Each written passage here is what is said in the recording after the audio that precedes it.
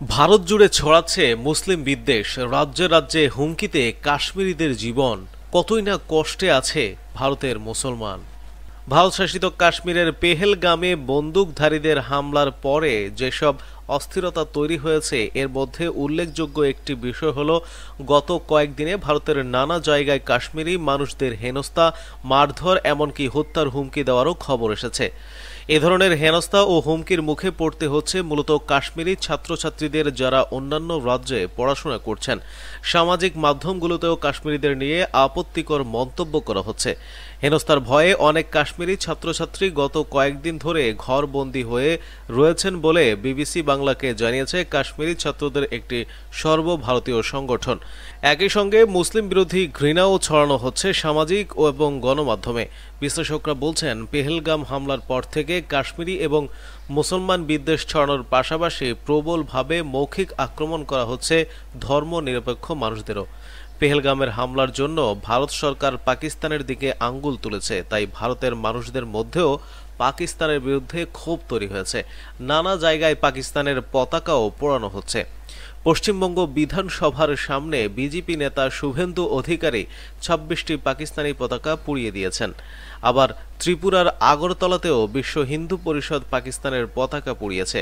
সামাজিক মাধ্যমগুলোতে নানা ভিডিও দেখা যাচ্ছে যেখানে রাস্তায় মানুষের চলাচলের পথে পাকিস্তানের পতাকা সাঁটিয়ে দেওয়া হচ্ছে, যাতে তার ওপর দিয়েই মানুষ হাঁটতে পারে। কাশ্মীরিদের নানাভাবে হেনস্থা ও হুমকি।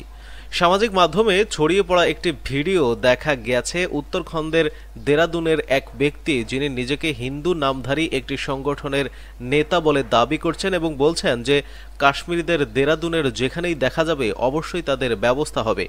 কয়েকজন কাশ্মীরি ছাত্রকে শহর ছাড়তে হুমকিও দিচ্ছেন তিনি। এই ভিডিও সামনে এসেছে। Jammu and Kashmir students association এ ধরনের প্রতিটা ঘটনারই খবর রাখছে বলে জানিয়েছে। সংগঠনটির সর্বভারতীয় আহ্বায়ক নাসির খুয়েমি বলেছেন, দেরাদুনের ঘটনায় যাদের হুমকি দিতে দেখা গিয়েছিল তাদের আটক করা হয়েছে বলে সেখানকার পুলিশ আমাকে আশ্বস্ত করেছে। তবুও ঘটনা তো ঘটেই চলেছে। এই আটক হওয়ার ঘটনাটা জানতে পারলে ছোটখাটো এই সব সংগঠনগুলো সচেতন হবে কিনা জানি না। তার কথায় সারা দেশ থেকেই কাশ্মীরি ছাত্রছাত্রীরা হেনস্থা, হয়রানির শিকার হওয়ার কথা জানাচ্ছেন। তারা একটি বিশেষ হেল্পলাইনও খুলেছেন।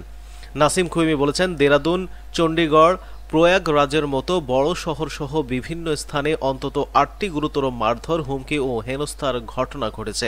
এছাড়াও অসংখ্য ঘটনার খবর আসছে যারা সারা দেশ থেকে, যেখানে আমাদের রাজ্যের ছাত্রছাত্রীরা হেনস্থা এবং হুমকির শিকার হওয়ার কথা জানাচ্ছেন। তার কথায়, পেহেলগামের হামলার পরে এমনিতেই পরিস্থিতি তেতে আছে, তার উপরে কাশ্মীরি ছাত্রদের হয়রানির এসব ঘটনা প্রকাশ করলে পরিস্থিতির আরও অবনতি হতে পারে বলে সরকারের একটা আশঙ্কা আছে। তাই একটা প্রশাসনিক চাপ আছে ঘটনাগুলো প্রকাশ না করার। আমরা চেষ্টা করছি স্থানীয় পুলিশ প্রশাসনের সঙ্গে কথা বলে তাদের মাধ্যমে যাতে ব্যবস্থা গ্রহণ করা যায়। নাসির খুইমি বলেছেন, আমি নিজে বেশ কয়েকজন মুখ্যমন্ত্রী এবং রাজ্য পুলিশ মহানির্দেশকদের সঙ্গে কথা বলেছি। জম্মু কাশ্মীরের মুখ্য ওমর আবদুল্লাহর সঙ্গেও আমার কথা হয়েছে। আর আমাদের ছাত্রছাত্রীদের বলছি তারা যেন বেশি মুখ না খোলে, কোনো রাজনৈতিক কথাবার্তা বাইরে না বলে। বেশিরভাগ সময় ঘরে থাকতেও পরামর্শ দিয়েছি।